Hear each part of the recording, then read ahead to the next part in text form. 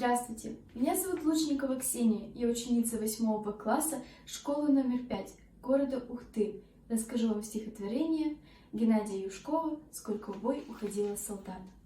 Сколько в бой уходило солдат, лишь десяток вернулось назад, и лишь несколько звезд золотых нам осталось, как память о них, о погибших. А кто из нас трус? Разве плохо дрались мы за Русь? Нет, с времен Ермака шли не раз в бой.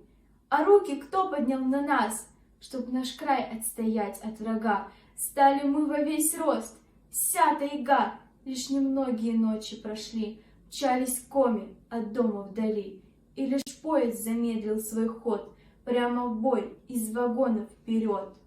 Мы охотники, грянет беда, знаем, как нам стрелять и куда.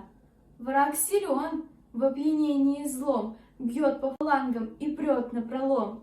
Может, дважды отдай свою жизнь, дважды душу отдай, но держись. Но душа-то одна, не вернется, как птица она, и на пожитии русской земли рядом с русскими коми легли.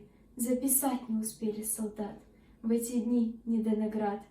С ними слава закрыта в земли, и мужчин не осталось в селе. Но сердце-то у нас для того, чтобы помнить всех до одного.